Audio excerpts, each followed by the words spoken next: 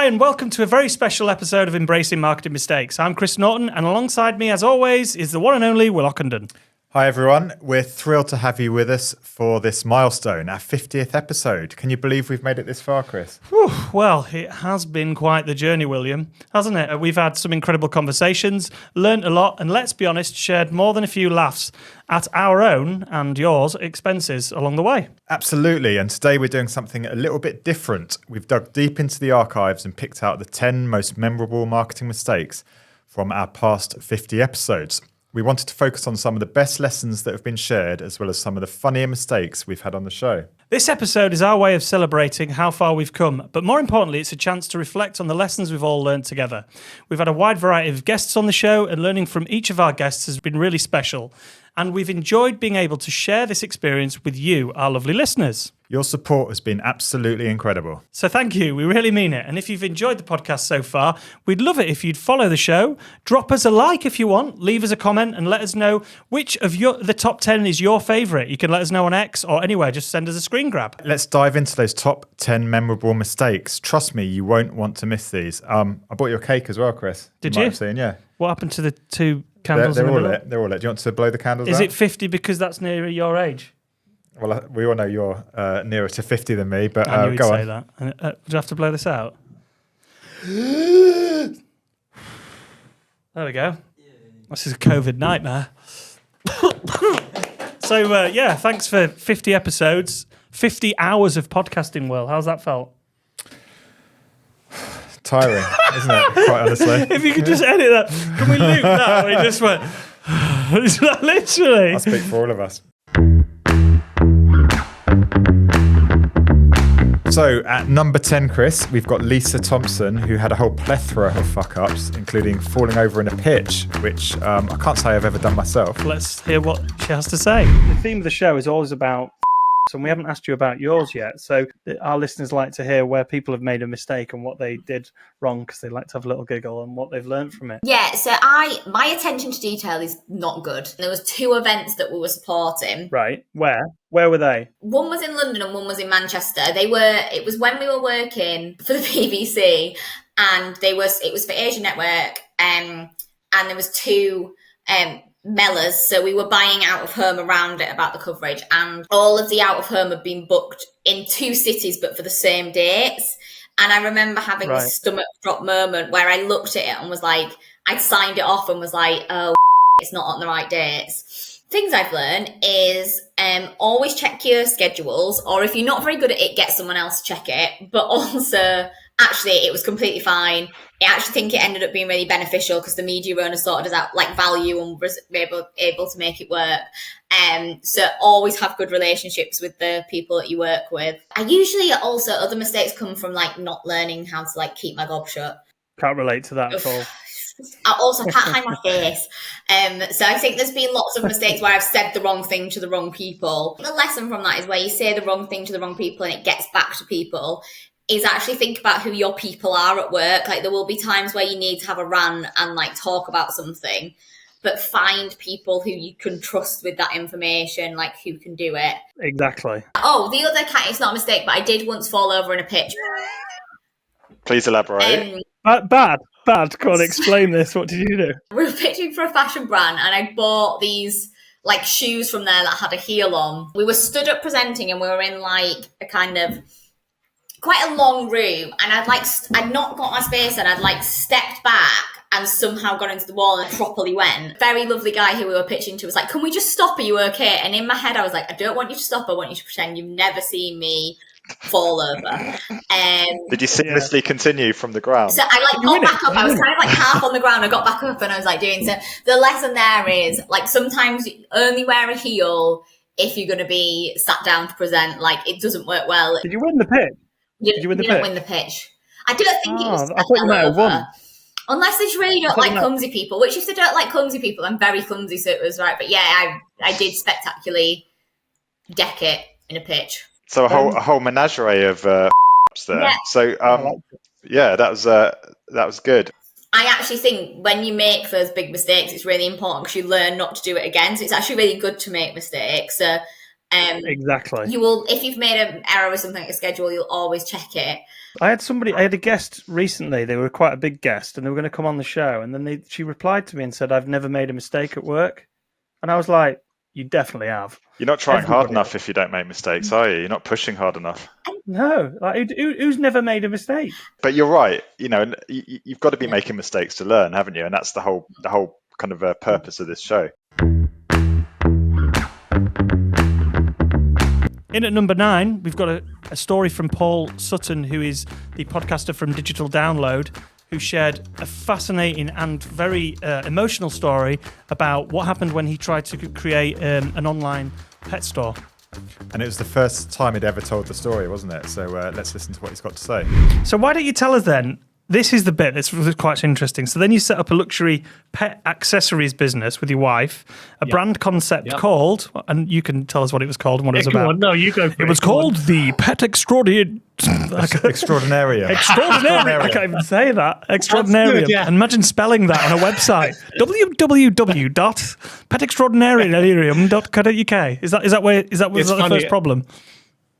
Well, do you know what? It wasn't a problem, and the reason it wasn't the concept behind the thing was it was very brand led.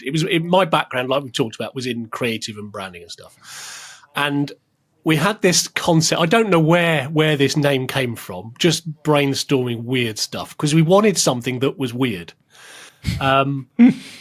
We just decided that we wanted to do something for ourselves. It was that simple. And, over the course of, 2 or 3 months, we talked around this thing and decided just to go for it. And then running this pet accessories business. So what sort of stuff did you sell and how did you set it up? Tell us a bit about what it was. Was it small rabbits or was it big elephant saddles? What was it? Yeah, it was your mainstream pets. Okay. So we focused on cats and dogs and rabbits because we had rabbits and we knew that there was this market out there for rabbit stuff. But the idea behind it was that the products we would sell were not the sort of tat that you find in a standard pet shop. But everything we sold was stuff that was it might be a cat bowl, but it was designed. It looked good to have in your house. That was the idea, is that everything we would sell would be stuff that you would be happy to have in your house. That was the sort of concept behind it. Is this online purely? Or is it in the real world? To start with, it was real world. It was a bricks and mortar store. Right. But over the course of, say, 6 months, it became very apparent that footfall on high streets was falling down, quite badly. And at this time as well, another thing that went wrong, but the timing couldn't have been worse because this just preempted the financial crash of 2008. And so the country was going through this real upheaval at that time financially. And there's us pops up with this very different thing that people have to sort of get their head around a bit. You obviously had secure jobs. Or you did anyway. And then, so at what point, you were obviously planning it. At what point did you kind of quit and think, right, we're going all in on this? Or did you have a bit of an overlap period? Nope, we just went all in on it. I love it. And was it self-funded or did you have investment? It was self-funded. We took out a business loan to fund parts of it, which came back to bite us in the butt later. But so we had a business loan. But other than that, purely self-funded, yeah. Right, okay. Yeah. We kind of realised that actually the store wasn't going to be what we hoped pretty quickly, within 6 months, I would say. And from 6 months onwards, I wouldn't say planning an exit from it, but were aware that we might have to exit it.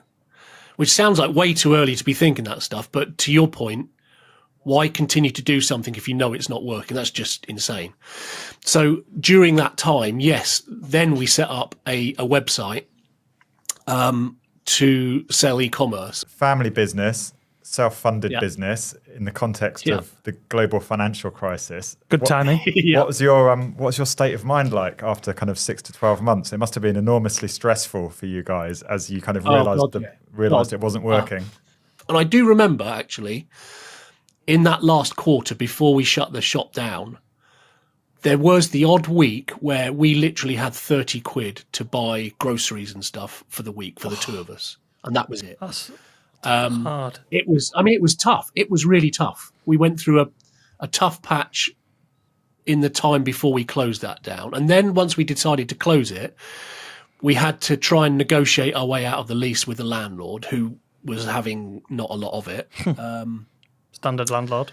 I mean, looking back now, I learned so much in that, and I wouldn't be doing what I'm doing now and wouldn't have won awards for it and all that sort of stuff if we hadn't done that business.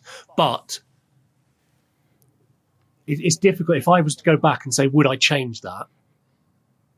I don't know what the answer is, because the amount of stress and financial pressure that we felt for, like I said, not just the time of running that business and running a failed business, which was failing slowly. It wasn't just even died, it failed slowly. And I guess when we eventually decided, okay, enough's enough, we've got to close this down, you're right, the bank manager's straight on you. And we had to, basically, there was a time where we could have lost the house. That's because awful. The bank manager was calling in the loan. We eventually, we had to take a loan from my mum and dad to pay the bank back. So why was there one thing that made you pull the plug, or did it just get to the point when you thought this isn't working? And could you and should you have done that earlier, do you think? Interesting question. I don't think there was one point.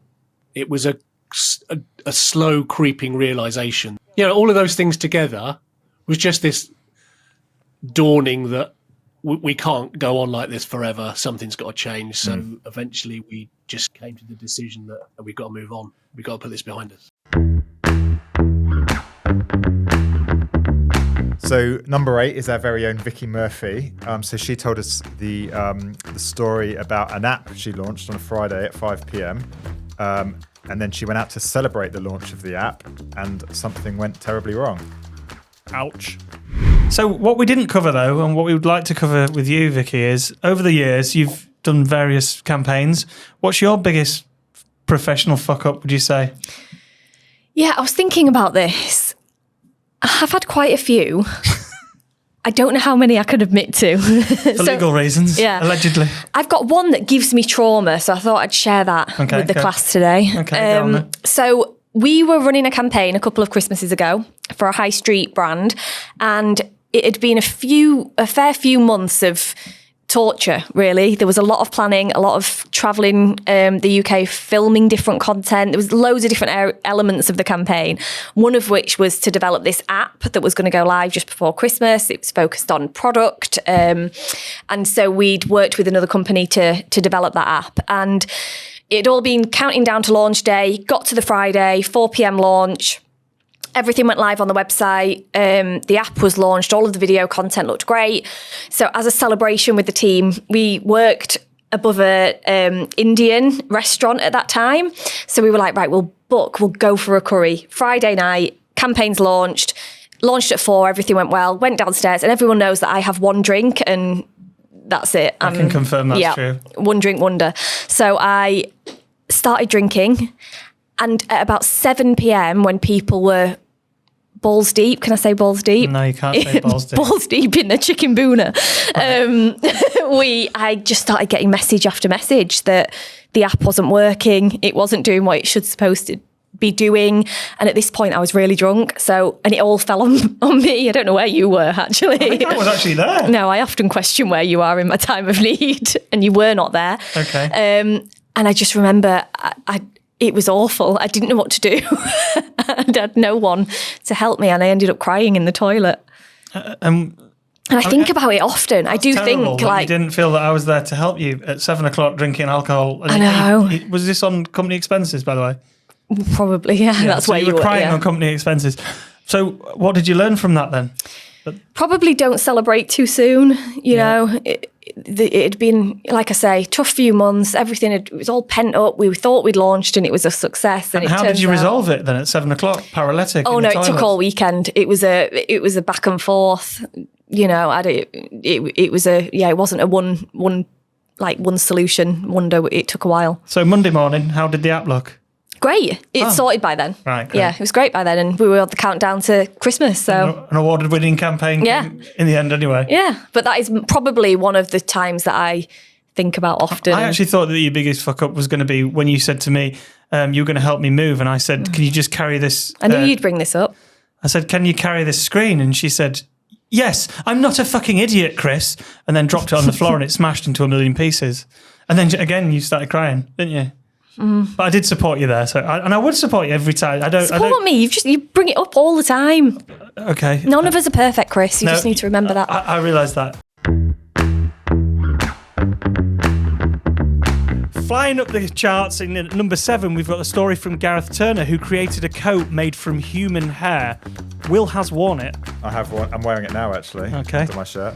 This segment of the show is about marketing fuck-ups, and chatting to you pre-show, you've told us some absolutely horrific sounding campaigns. Fucking hell. That's a bit harsh. Absolutely horrific. I didn't think it was that bad, right? I must admit, the one, I'm not going to say what it is. There's but one leaping out at you. Yeah, when we mentioned it in the office, people were going, "What? Yeah. How did that work? That sounds disgusting." But it didn't. Yeah, well, that's great. So do you want to tell us about some of the campaigns that haven't perhaps worked as well? You want to go there, do you? We do. Definitely. Straight in there. So I left Heineken and I joined Arla, and I wanted to make a name for myself. So I was tasked with launching this chocolate milkshake drink, and I launched this chocolate milkshake drink. We had a campaign shot. We had outdoor, and I need the PR campaign here, right? And okay, it sticks in my throat. You can see me hestating to even say it, right? It's sticking there. I can't bring myself to say it. This is why everyone's listening. Yes. They want to hear this. So it was, the stunt was that we created a coat made out of human hair, made out of the sort of sweepings off a barbershop floor. And we got some London fashion students to make this thing, and we PR'd that. I repeat, to support the launch of a chocolate milkshake. So, okay, let's just go back. We'll just wind back to the strategy. Well, so yeah, there you go. It's all based on insight. So the insight of having human hair onto a coat. Let's just go and there you go, insight. and there you go. There's the challenge, right? So the brand was a high protein sort of chocolate milk drink with added protein, 25 grams of protein. It was an amazing product. Yeah. And we were the sort of campaign idea. We were sort of riffing on these ideas of like overblown masculinity. Like so, on my Facebook feed today, I got the shoot was 11 years ago today.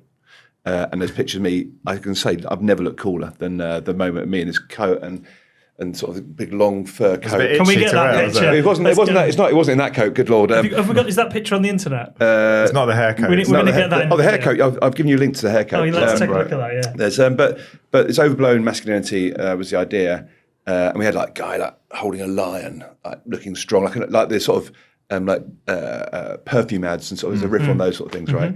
And we had like things like it was we thought that was funny, and so we just took it to the next level. So what could be more manly than a coat made of man hair?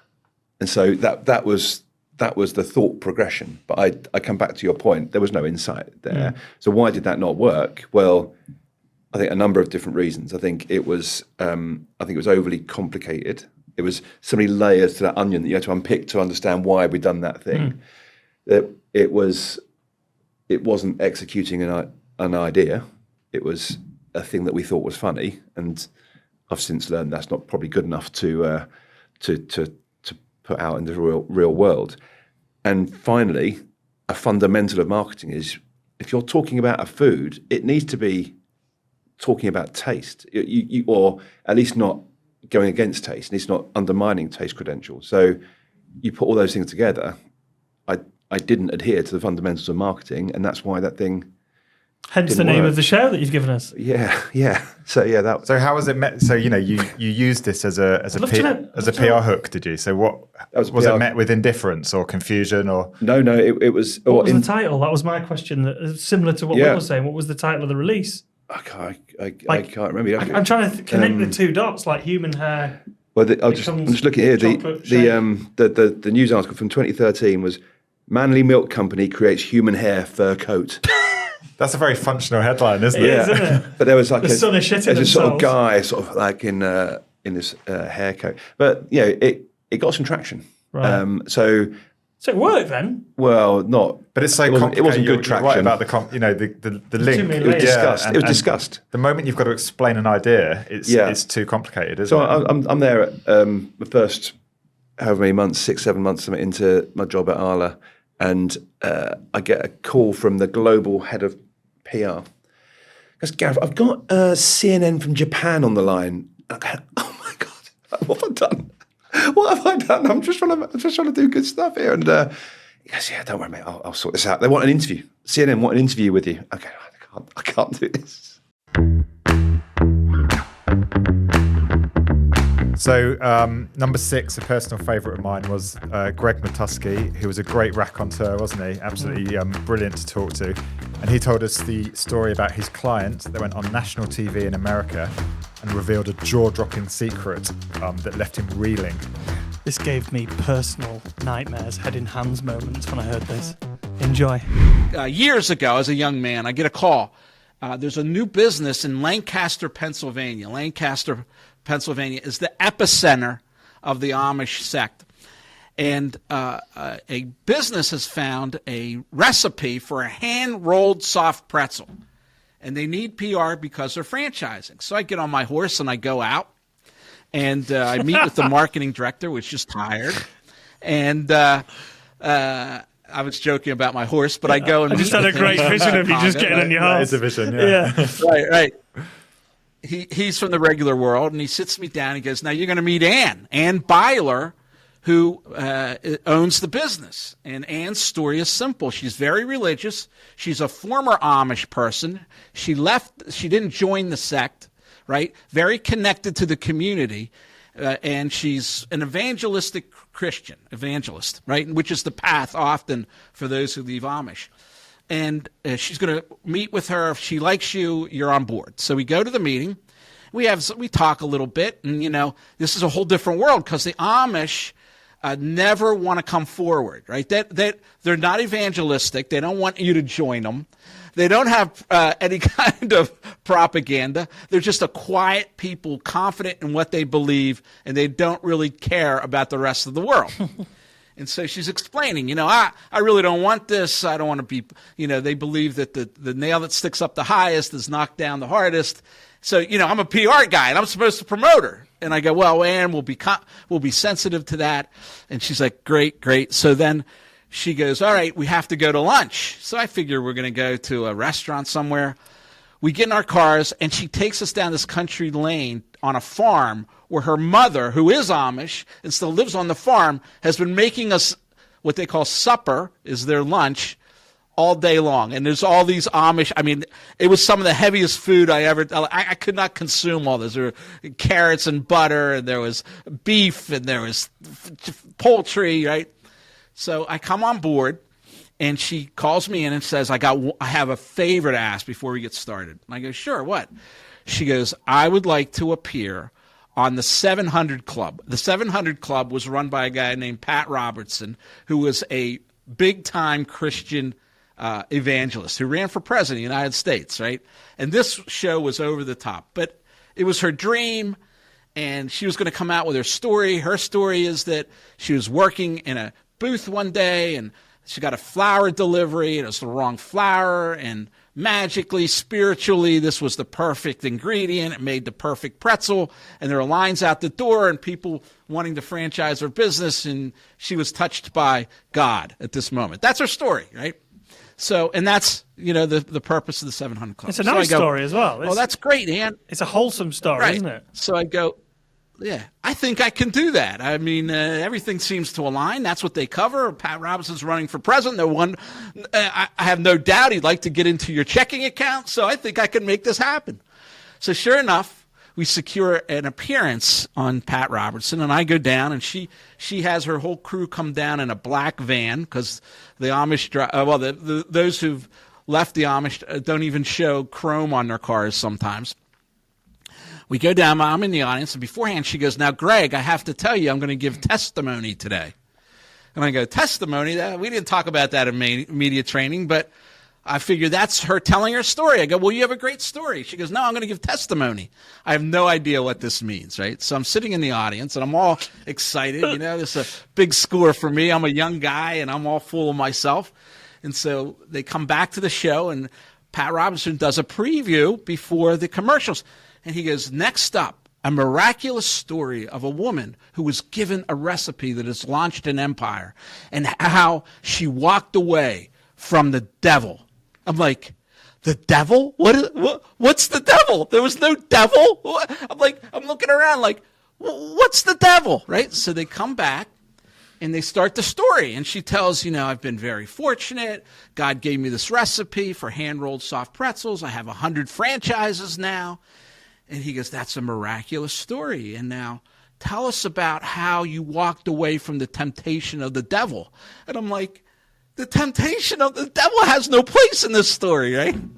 So Anne goes on to tell the story of how she had moved to Texas and become involved with a church. And that church had a pastor who she had an affair with when she was married, and he defrauded the entire parish of everything they had.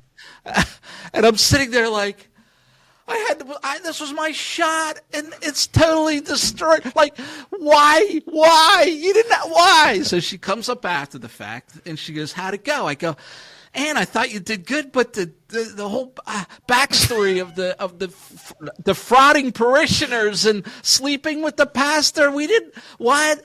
And she looks at me and she goes, "Greg, I'm going to tell you something. 5 years from now, a publication like Forbes will come to call on me. And this is public record. And they will think they have something salacious. And I will say, oh, that's an old story. I've already told that story. You should watch the Pat Robertson episode." So I learned that she took the air out of the balloon and protected herself, right?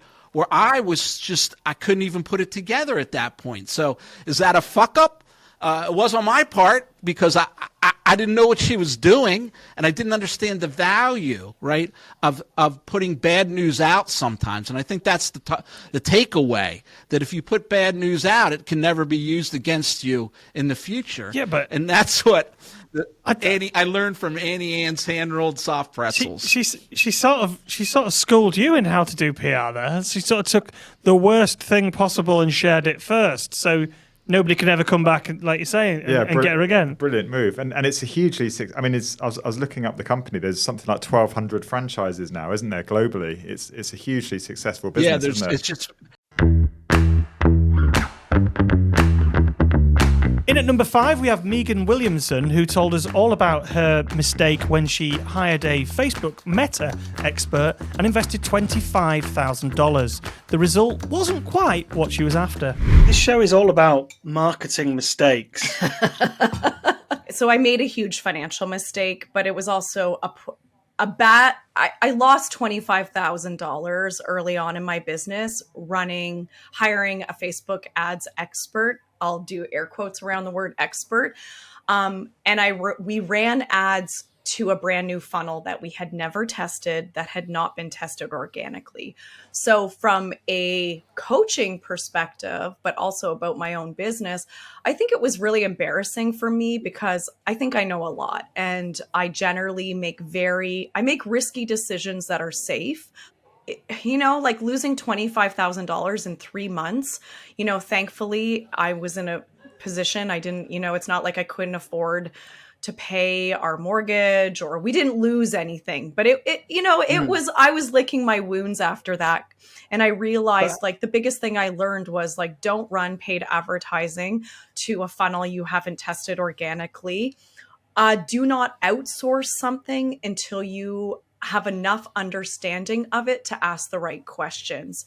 There were warning flags. My husband and I both picked up on them, but we kept thinking, well, they charge so much. Clearly when you're paying someone thousands of dollars a month to manage ads, they clearly must know what they're doing. And that person did not know what they were doing, and it was an expensive mistake. So you're saying you basically burnt the budget? Yeah. It didn't get any results for you, and you spent 25 grand in 3 months and realized that's right. Nothing. Yeah, we were spending about like $7,000 to $10,000 a month on the ad spend, USD. We were paying the person between $2,500 and $3,000 USD a month. And we did get some like freebie opt-ins. One person purchased. So during that 90-day period, one person bought my offer. It was only $67. Wait, What kind of return on investment is that? Wait. It gets better. So You have the ROAS. the person that purchased emailed me and said, I just had a baby 4 days ago. I should not have spent the money. I'm so sorry to do this. I'm asking for a refund. Can you cancel? And honestly, I think I laughed until I cried. And I thought, so we had one purchase in the 90-day time period.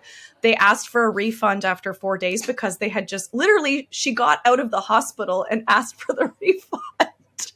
And, it was, but now I run my own Facebook ads. I've learned a lot.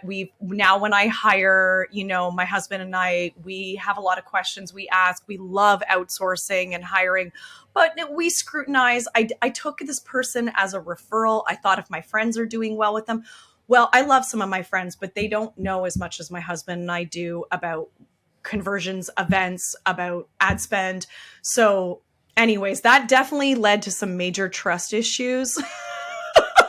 I'm not surprised. But you're still standing. You survived it. I did. And now it's I always do things myself first, learn enough to be dangerous. And then I look to outsource. So at number 4, Anel Mani, who told us his "there's something about Mary" moment while shooting an advert. I'll leave it at that. Enjoy.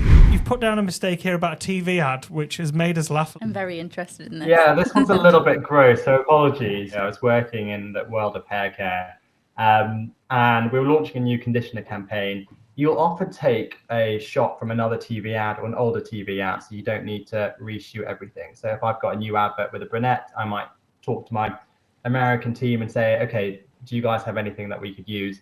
And you would just chuck it in. We did this with a new conditioner campaign. We used an older advert that featured Ellie Goulding. It was a close-up of her hair. You couldn't see her face at all. We took that particular shot and we needed to turn it into conditioner. So we spent a huge amount of money on CGI, and we saw that iterative process. So, every few hours we'd see it in CGI, and then a few days later we have the final product. So how long did it take to do that process? I think maybe just under a week. Okay. It's a long time, really long time. Yeah. And we finally packaged it up, put it into the main TV ad, and sent it off to the client for their review. We had nothing back. Chased a few times, and then a few days later, I get a call, and he just wouldn't tell me for a while. I finally got out of him, and he says, "It looks like cum." And I was like, "What? Sorry? It looks like cum. It looks like semen. I'm not putting this on TV." I can kind of see how. I mean, I want to see the video now. I'm not gonna lie. Well, yeah, honestly, it was such an awful moment. And the worst thing is, you look at it, and when someone says that, it clicks. There's such a worry there when you're like, oh gosh, if this goes out on TV, with the right editing, it could become a terrible but hilarious meme. You've got to keep a little bit of distance. I think if we had shown that, because we were all part of that iterative process, we'd seen each stage, but if we had shown it to anyone else who wasn't part of the team, in a moment, they would have been like, oof, not sure about that. Looks a bit glistening in the wrong way. In at number 3, the top 3, we have Richard Noble, who tells us a story when he was working for Samsung and wild buffalo went crashing through Sydney. Tell me the story of how the hell Samsung was involved with a buffalo. I still think back to whether this was me or whether I missed an email. But basically,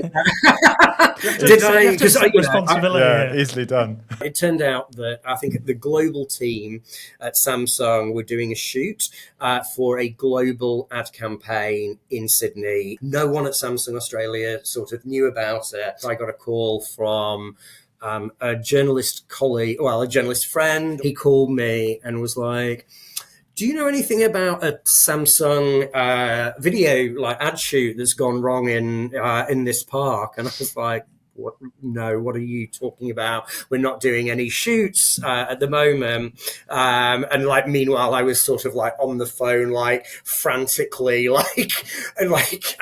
gesturing to my Edelman colleagues, being like, get on the news, like check the news, check everything.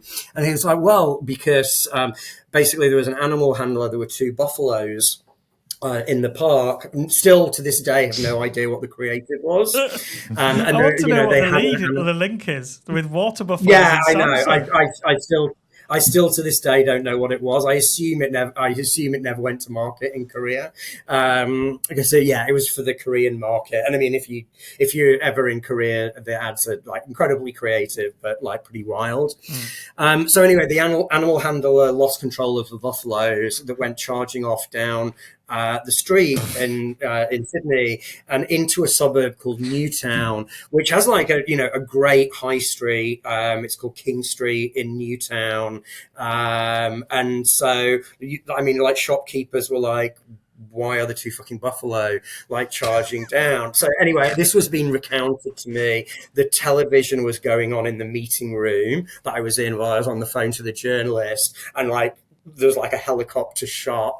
And I sort of said like, I was like, why do you? I'm sweating. Yeah, I know. It was truly like, I'm sort of sweating thinking about it. I spoke to our head of marketing. We were on the phone to Korea. In the end, we started to kind of like track down the people who were involved in the shoot who'd kind of like fled the scene.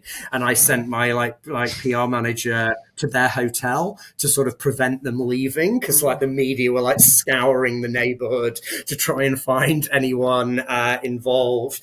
Eventually the fire brigade were called and the buffaloes were cornered in someone's like backyard, I think it was. Oh my God, we've got the actual clip. I think. Oh, you found the clip of the buffalo clip, charging down King Street. Okay, excellent. I'm not quite sure what the learning is, like, because there's sometimes in big organizations, a lot of the times the left arm doesn't know what the right arm is doing. It can be a bit siloed just from the sheer size. But certainly my personal learning that I've taken on is like, if I'm doing anything in France, the local team in France have to know about it. And that could work in even a UK business. If you've got like a sales team based in Leicester, like make sure they know if you're in Leicester. Like it really is like over-inform. Don't just sort of assume, because that was an example. In at number 2, another one that made me laugh and also made my blood run a little bit cold. Ant Cousins, who told us a story involving Afghanistan, a press conference, and ex-PM David Cameron. At the time, right, everyone asked me, what do you do for a living? And I was like, I work for the Ministry of Defence. Like, oh, so you're James Bond. I was like, no. Like, 1, he works for the Foreign Office. But 2, I'm closer to Johnny English than James Bond. Like, none of my stories are cool. Mr. Bean? James Bond wasn't a PR man anyway, was he? No, not really. James Bond in PR. In Moncton, yeah. So one of the things was we had David Cameron coming out for a visit, right, to Afghanistan. And we'd booked a live satellite link up, and we've got a load of journalists in from Kabul down to Lashkar in Helmand province, which is where I was based, which is a long and arduous journey, a risky journey for those journalists to take. But we had them coming down for a member of British Parliament, because this was just before he was Prime Minister, right? So he's still a member of Parliament at the time. So he comes out, and we booked the slot, we got the tent, all the journalists are in there, they're ready to go, the satellite link-up's booked for live broadcast across Afghanistan. And I'm walking with David Cameron to the tent and about to brief him on like the lines just to make sure he remembers. It was all about civilian casualties. It was a really serious topic. Yeah. And then on the way to the tent, he's like, I haven't got time for this. I've got to do these other things instead. And I was like, okay. So what a git. So I'm like, well, okay, how do I deal with that? So I walked into the tent and I called across the interpreter and I bring her across. I said, like, David Cameron isn't coming. And he's like looking at fear in my eyes because he's been dealing with a journalist this whole time. Yeah. And then because Afghan journalists They just rush from the stations they were at, grab the cameras, grab the mics. They come to the flap of the tent, right? And they just, cameras are in my face, red lights are on, mics are in my face, and I'm like, oh, they think I'm David Cameron. So I tell the interpreter, tell them I'm not David Cameron. And he's like, just zero. Like, he just starts interpreting their questions. I'm like, so I've got two choices now, right? I either empty chair us and walk away, and the headline is David Cameron walks away and blanks a bunch of journalists asking difficult questions. Which is what he did, just to be clear. Which is what I didn't do. So what I made up for is just did the interview. Like, and I think I knew the lines, you know. So did they quote you as David Cameron says? So when I got back to my desk, there were a few red lights on the phone. So yeah, the ticker David Cameron was there. And how did you get? Did you just say terrible misunderstanding? I did explain myself. I think I just left it, you know, because I think we all kind of.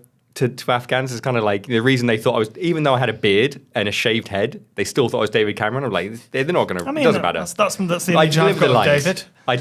I delivered the lines. So in his new role as Foreign Secretary, next time he goes out there, there's going to be a lot of confusion. He's going to do an interview, and everyone's going to say, "This isn't David Cameron." This isn't the David Cameron I remember. Where's that? Yeah. You've aged badly, David.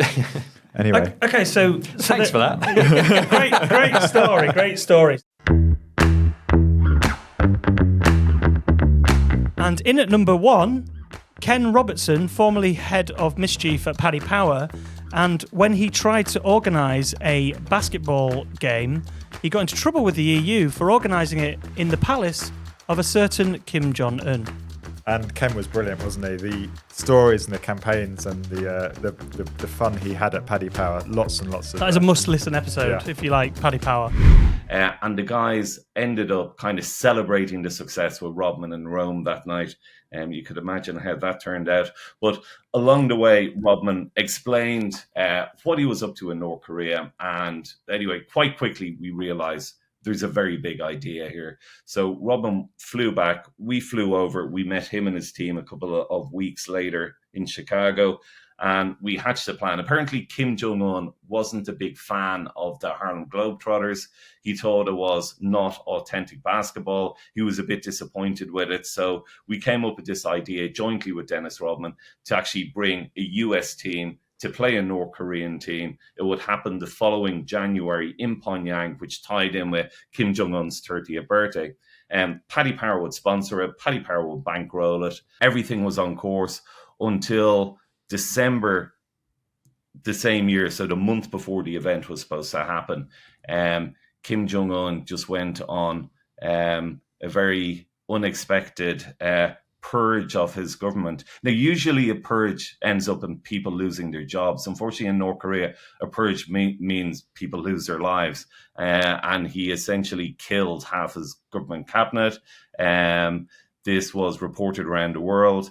And suddenly there was a big spotlight on Paddy Power supporting this regime in which multiple people had been killed in the government. And big questions were asked. The UN got involved. We became under massive pressure to withdraw our sponsorship, which we had to do literally the week before the event was due to happen. But the event still happened. We just took our branding off the jerseys. But the event still went ahead. It was a huge success. The match actually ended up legitimately being a draw, which was quite fitting.